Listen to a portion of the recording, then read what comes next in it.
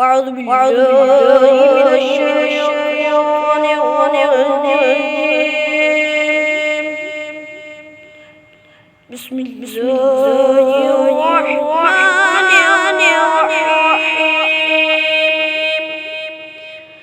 إذا جاء نصر الله والفتح ورأيت الناس يدخلون في دين الله أفواجا